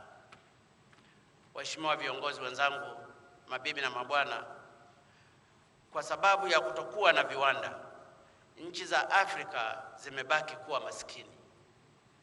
Tumeendelea kuwa wazalishaji wa malighafi kwa ajili ya mataifa yenye viwanda, na huu ndio ukweli. Na kwa kuwa malighafi hizi hazijaongezewa thamani, tunaziuza kwa bei ndogo sana. Kwa sasa inakadiriwa kuwa 62% ya mauzo ya nje kutoka barani Afrika ni bidhaa ghafi, yani primary goods. Hiki ndicho kiwango kikubwa kabisa ikilinganishwa na mabara yote. Mara nyingi wanunuzi wa bidhaa ghafi ndio wanunuzi wa bei, ndio waamuzi wa bei, kwani wasipozinunua hatuna kwa kuzipeleka. Mwenendo huu ndio umewadidimiza sana wakulima wetu kutokana na kutotabirika kwa bei. Kwa upande mwingine, nchi zetu zimeendelea kuwa waagizaji wa bidhaa za viwandani kutoka nje, na bidhaa hizo zinazotokana na malighafi zetu huuzwa kwa bei kubwa sana. Waamuzi wa bei ni hao wenye viwanda. Kwa maneno mengine, sisi hatuna nguvu ya kupanga bei ya mazao ghafi yetu, lakini pia bei ya bidhaa tunazoagiza kutoka nje. Hatuna kabisa nguvu kwenye soko. Huu nao ndio ukweli. Aidha, nchi za Afrika zimebaki kuwa wazalishaji wa nguvu kazi kwa ajili ya mataifa yenye viwanda, yani labor exporter. Sisi sote tu mashuhuda wa vijana wetu wengi wanaotafuta kila mbinu kuikimbia Afrika na kwenda Ulaya au Marekani, hata kwa kuhatarisha maisha yao. Zaidi ya hayo, kutokana na kutokuwa na viwanda, urali wa biashara kati ya Afrika na mabara mengine umekuwa sio mzuri. Kwa mfano, mwaka 2017 thamani ya biashara kati ya Afrika na Umoja wa Ulaya, European Union, ilikuwa euro bilioni 280, lakini sisi tulinunua bidhaa za euro bilioni 149 kutoka Ulaya, na tukawauzia bidhaa za euro bilioni 131. Hata hivyo, 60% ya bidhaa tulizowauzia zilikuwa ghafi. Sababu kubwa ya urari wa biashara usio sawa ni kwamba sisi tunauza bidhaa ghafi ambazo thamani yake ni ndogo sana. Mathalani, kilo moja ya kahawa ghafi kwenye soko la dunia ni takriban dola ya Marekani 1.5 hadi dola 3. Lakini ili kununua kilo moja ya kahawa iliyosindikwa unalipa wastani wa dola 10 hadi 15. Na hii inathibitisha kwamba Africa produce what it does not consume and consumes what it does not produce. Ni lazima tubadilike mwelekeo huu. Africa must produce, process as well consume.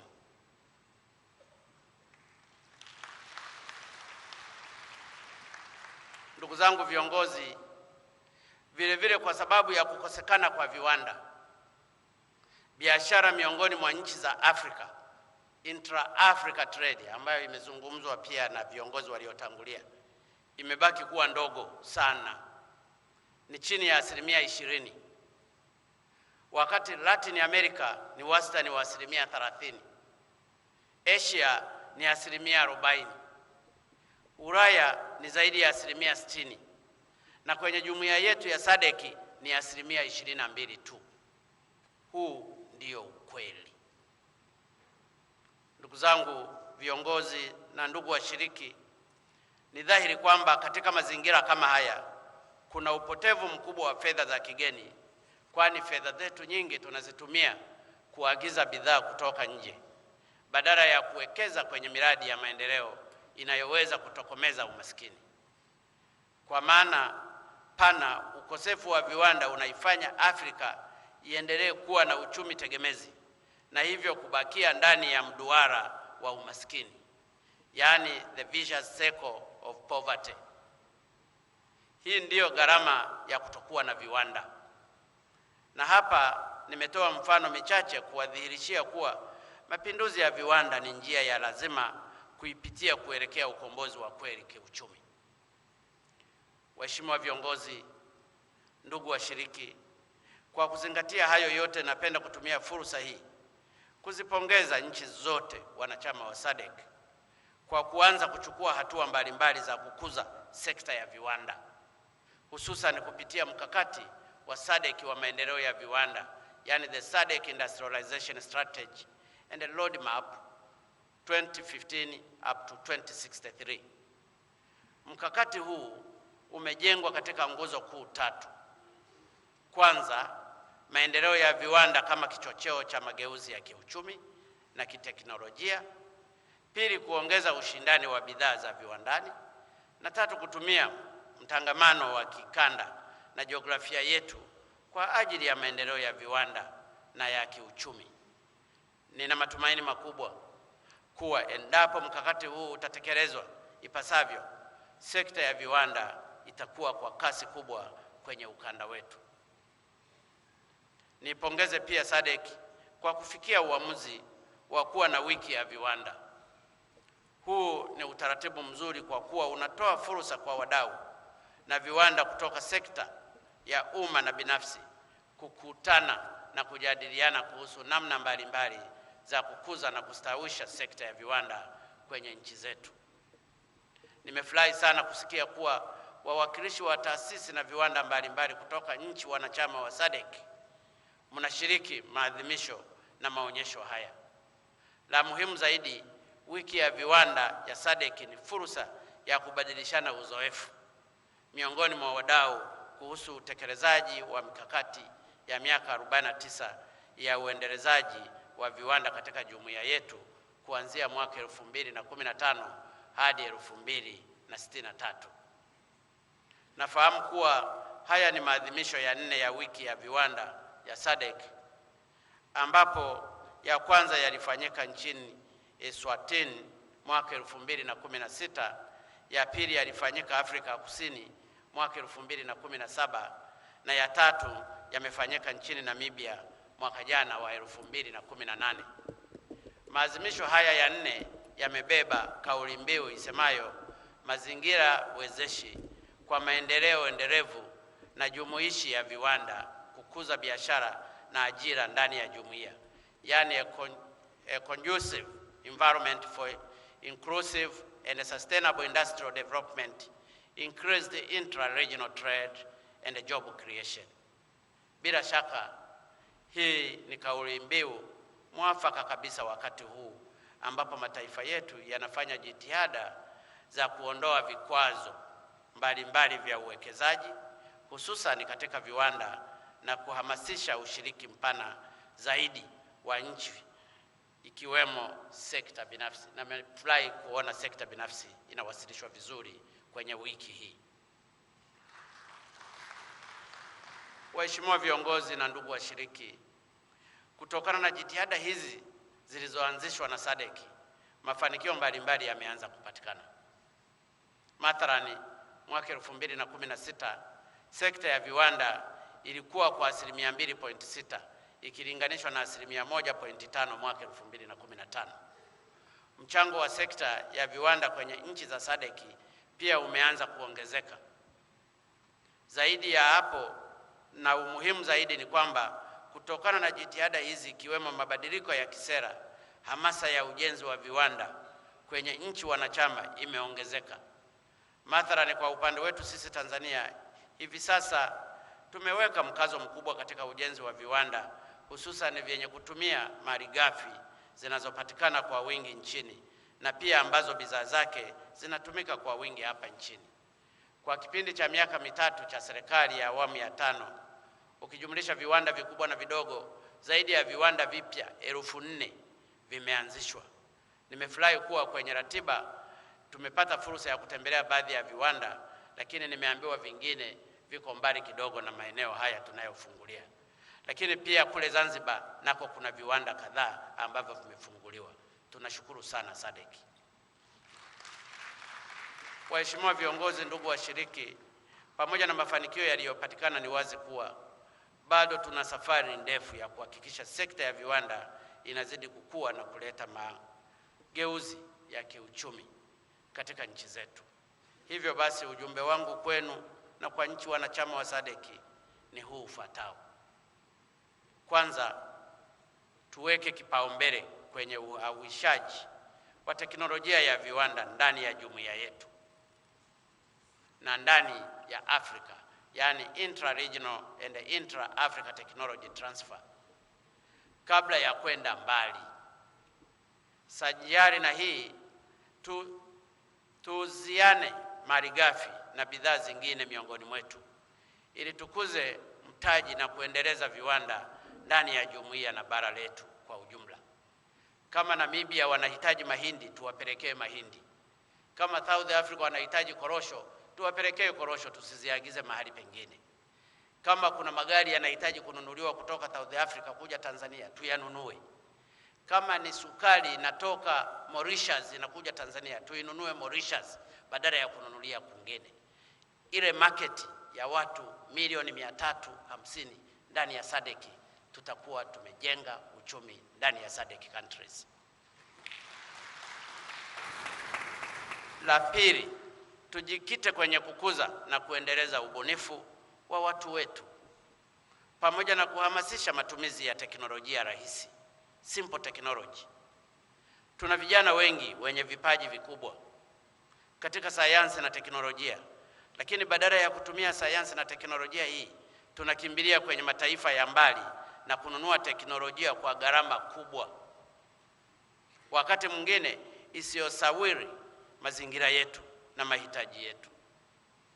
Sambamba na matumizi ya teknolojia rahisi ya viwanda, tuhimize zaidi uanzishwaji wa viwanda vidogo vidogo, kwani hivyo ndivyo vinavyogusa watu wengi zaidi katika mataifa yetu. Tutambue kuwa viwanda vidogo ndivyo hukua na kuwa viwanda vikubwa. Tatu, tuelekeze jitihada zaidi katika kujenga mazingira wezeshi kwa ajili ya kukuza sekta ya viwanda. Haya ni pamoja wa maji utakaozalisha megawatts 2115 kwenye bonde la mto Rufiji.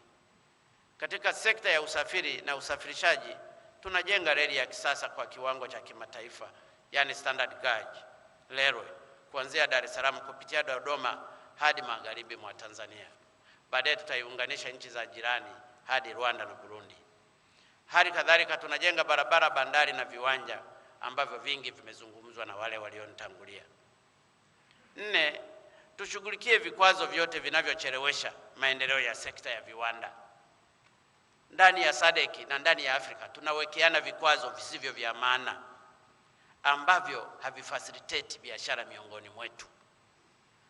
Katika mataifa yetu tuna utitiri wa taasisi za udhibiti, utitiri wa kodi, utitiri wa tozo, urasimu wa taratibu za uwekezaji, vikwazo vya mipakani na kadhalika. Hivi vyote tuna wajibu sisi ndani ya Sadc countries kuvitoa ili tufacilitate biashara ya viwanda katika nchi zetu.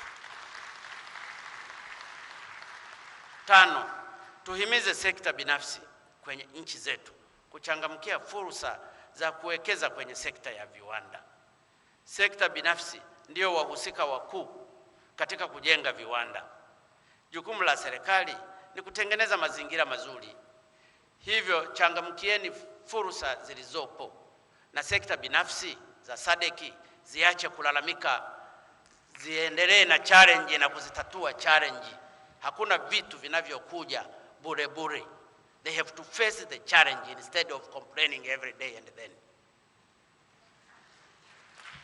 Message sent and delivered. Ndani ya nchi za Sadc kuna fursa nyingi za uwekezaji kwenye viwanda. Tuna madini. Kila nchi karibu kuna madini. Ukienda Namibia kuna madini, South Africa kuna madini, Zambia kuna madini, Tanzania kuna madini, hata Zanzibar kuna madini ya chumvi na kadhalika. Kila mahali kuna madini. Kuna madini ya mafuta, kuna madini ya gesi. Kilimo, uvuvi, ufugaji na kadhalika. Soko letu ni kubwa, likiwa na zaidi ya watu milioni 350. Tulichangamkie. Tukilitumia vizuri soko hili, nina uhakika nchi ndani ya Sadc uchumi wake utapanda sana sana sana. Waheshimiwa viongozi, ndugu washiriki, kabla ya kuhitimisha, napenda kuwashukuru tena watendaji wa Secretariat kwa heshima mlionipa ya kuwa mgeni rasmi kwenye uzinduzi wa maadhimisho haya. Lakini pia nawahimiza mfanye majadiliano yenu kwa uwazi kabisa, bila kuficha. Matokeo ya majadiliano na maazimio yetu yatakuwa na manufaa makubwa kwa nchi wanachama wa Sadc. Mjielekeze kwenye masuala mahususi yanayoweza kuleta mageuzi. Tusiishie kwenye maneno na makablasha tu. Waafrika tumechelewa sana, hivyo tunapaswa kukimbia wakati wengine wakitembea. Mwisho kabisa, nchi yetu imejaliwa kuwa na vivutio vingi vya utalii, ikiwemo mbuga za wanyama, mlima Kilimanjaro, fukwe nzuri, maeneo ya kihistoria na kadhalika. Na wasi mtenge walao muda kidogo mtembelee vivutio hivi. Baada ya kusema hayo, natamka kuwa maadhimisho ya 4 ya wiki ya viwanda vya Sadc yamefunguliwa rasmi, na watakieni majadiliano na maazimio mema, na Mwenyezi Mungu awabariki sana. Asanteni sana.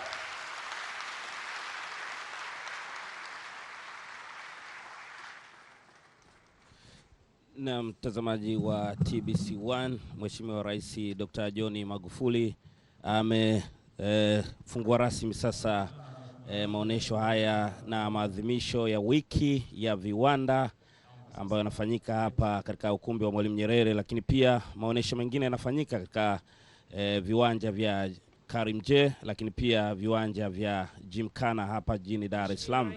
Na amegusia mambo kadha, lakini pia akiangazia swala zima la umuhimu wa viwanda, ambapo ametaja faida mbalimbali ikiwemo ajira, kupunguza umaskini, lakini pia kitolea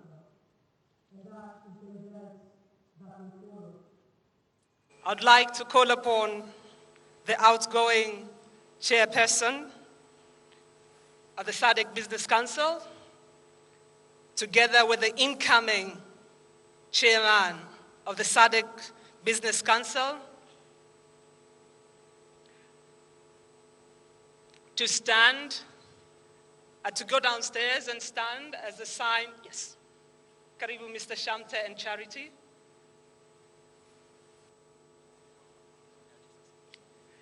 And they will, together, in front of the president, please. So I'm asking you to just step down. You can step down and stand at that front. Yes, please.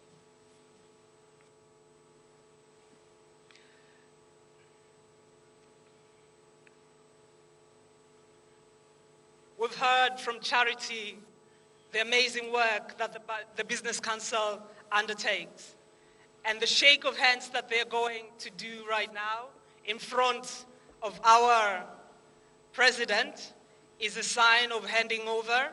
And we will also be having the IT team, please.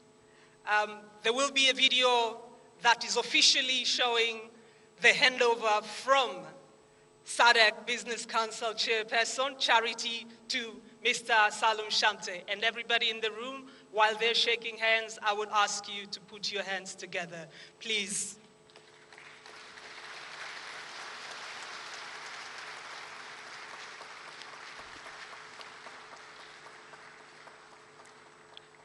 Thank you so much for handing over. I understand there are documents that will be handed to Mr. Shamte, and Charity has offered to help during the transition. Thank you so much, Mr. President.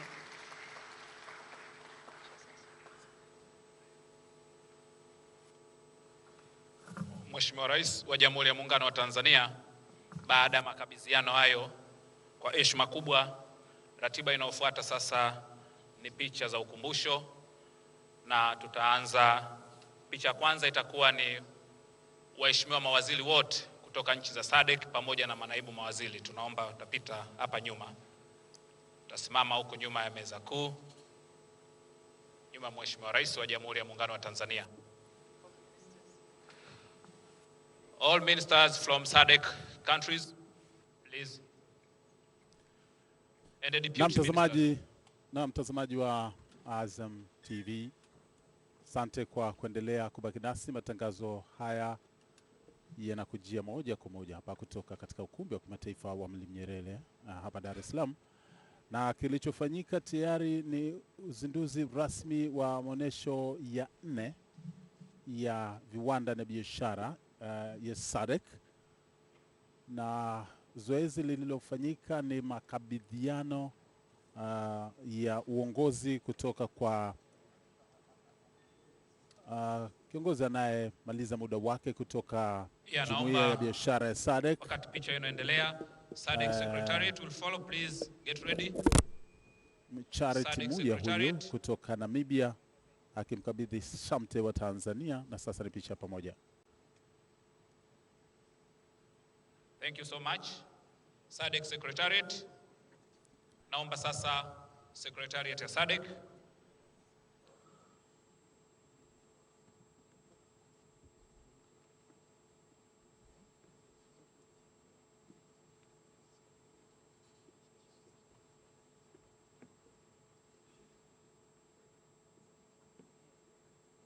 Okay, Sadc Secretariat. Sekretari ya Sadc sasa anakwenda kupiga picha pamoja na Mheshimiwa Rais, ambaye katika mazungumzo yake amesisitiza juu ya swala zima la biashara ya pamoja, akionyesha kwamba biashara ya nchi za Afrika iko chini ikilinganishwa na mataifa mengine yaliyoendelea. Naomba makatibu wakuu, manaibu makatibu wakuu pamoja na watendaji wote wa serikali. Akitoa mfano Jumuiya ya Umoja wa Ulaya inafanya biashara baina ya mataifa yake kwa 60%, wakati Sadc ni 22% tu, na hii inamaanisha kwamba kuna haja ya kuimarisha uhusiano wa kibiashara baina ya nchi wote wa serikali za Sadc. On your left hand side please. Wakuu wa taasisi mbalimbali zilizoko chini ya serikali na wale wa taasisi.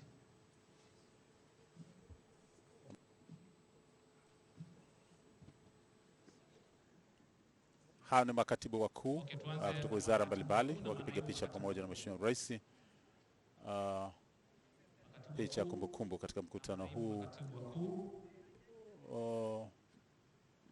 ulioashiria ufunguzi wa maonesho ya 4 ya biashara na viwanda Sadc, ambayo mwaka 2016 ilifanyika huko Eswatini, nchi ambayo zamani ilifahamika kama Swaziland, na mwaka 2017 ilikuwa Afrika Kusini.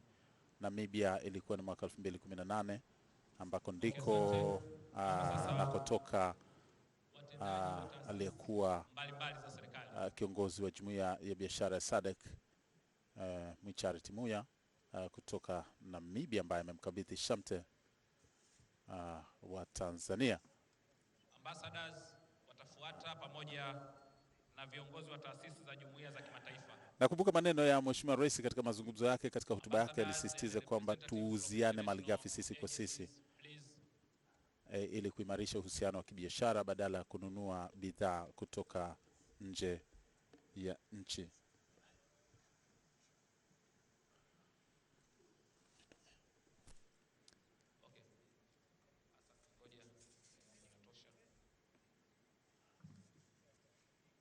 Na Mheshimiwa pia Rais alisisitiza kwamba mapinduzi ya viwanda ndiyo njia pekee ya kuleta maendeleo, na kwamba hakuna njia ya mkato.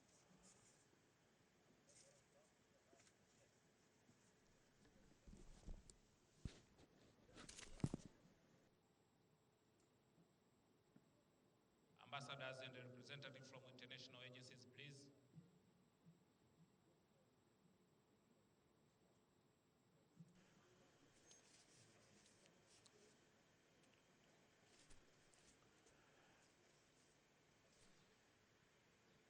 Na viongozi mbalimbali wa taasisi na makampuni ya biashara kutoka nchi mbalimbali za Jumuiya ya Maendeleo ya Kusini Afrika Sadc wakipiga picha pamoja na Rais ili kuruhusu ratiba ya majadiliano kuendelea, na pia shughuli pia ya maonesho, ambapo tunaarifiwa kwamba zaidi ya waoneshaji 1000 kutoka ndani na nje ya nchi wapo hapa kuonesha biashara na bidhaa za viwanda, huku mataifa kutoka nje yakitajwa kuwa ni 172. Hao ni waonyeshaji ambao wataonyesha shughuli zao za kibiashara na viwanda.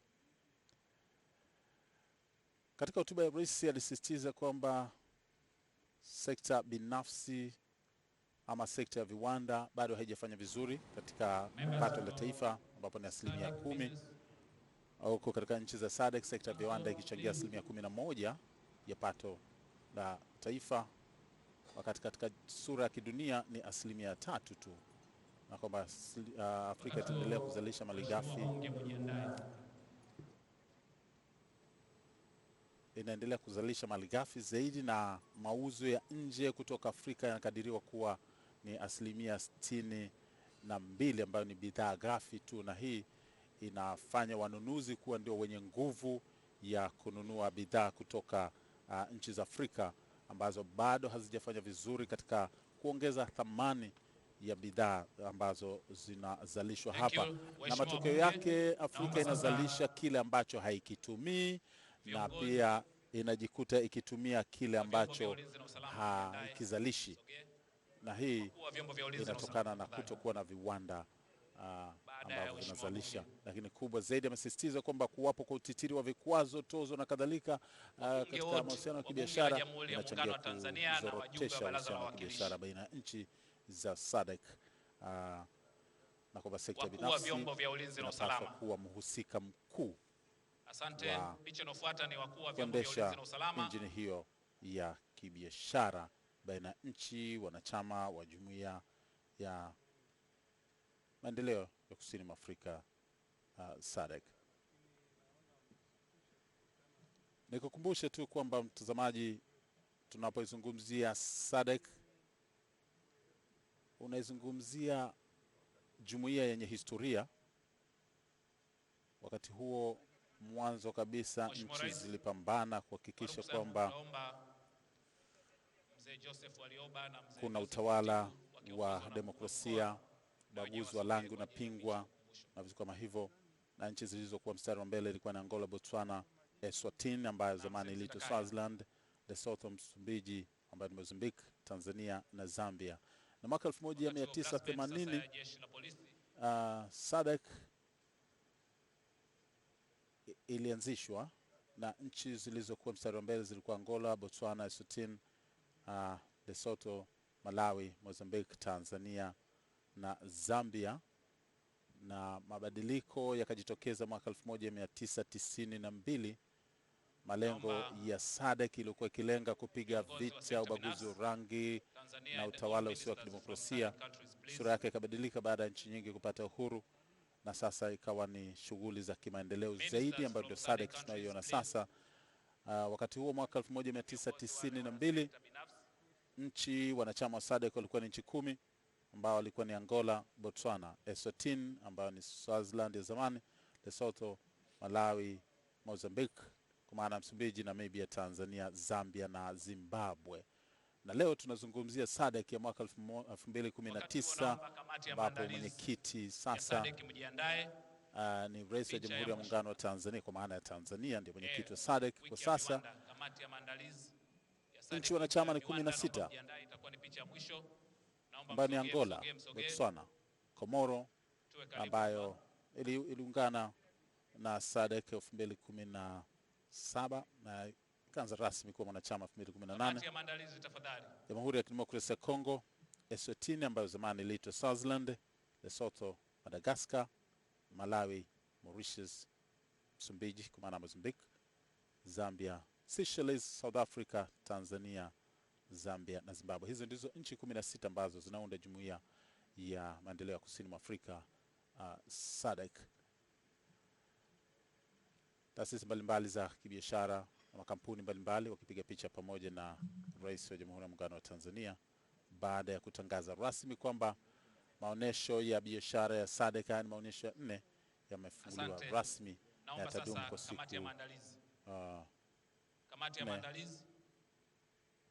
hadi tarehe 9 ambapo mkutano rasmi wa Sadc utaanza.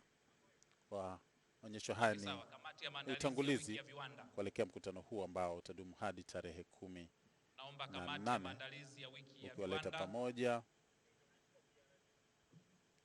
kuleta pamoja marais wa nchi hizi 16 kujadili mambo mbalimbali ya uhusiano wa kibiashara na maendeleo baina ya nchi hizo wanachama wa Jumuiya ya Kusini mwa Afrika, Sadc.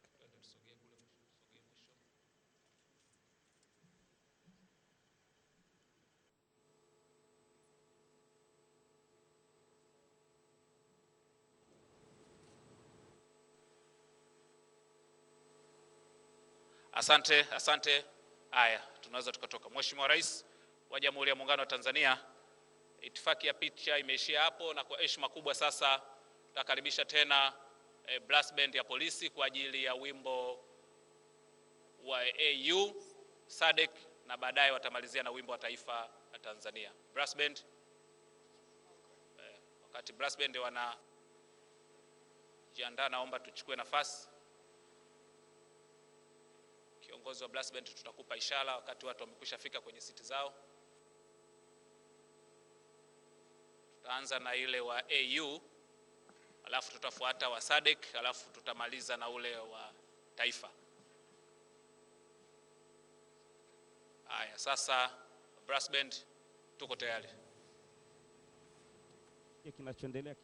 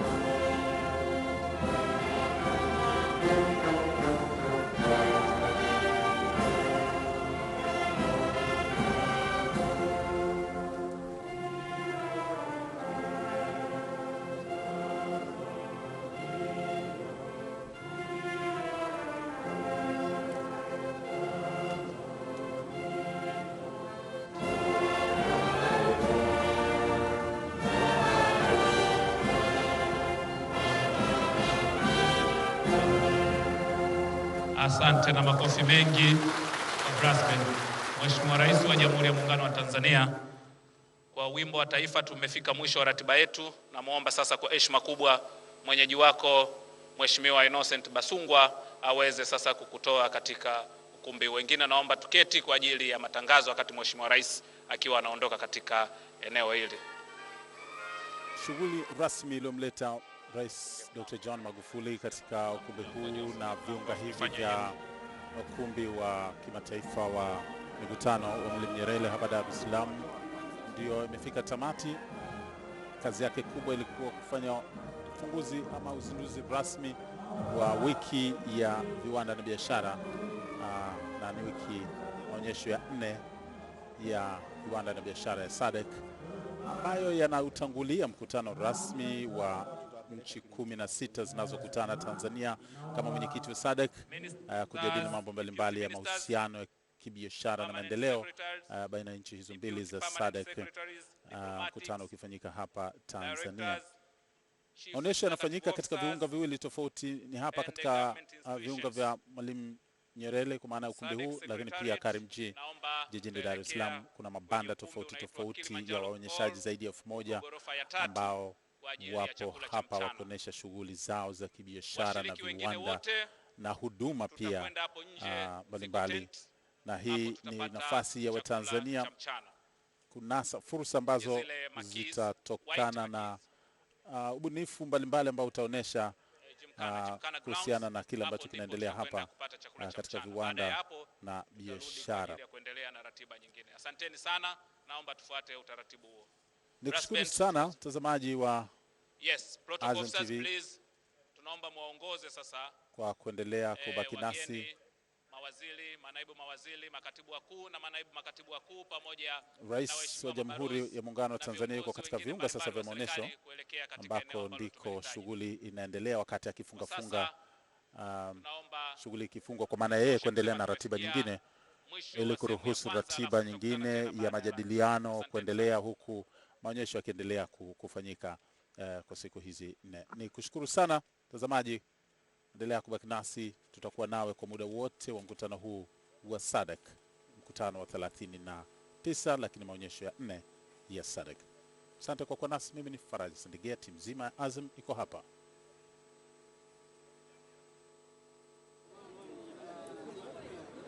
Shemeji unakataa, ngekewa hiyo.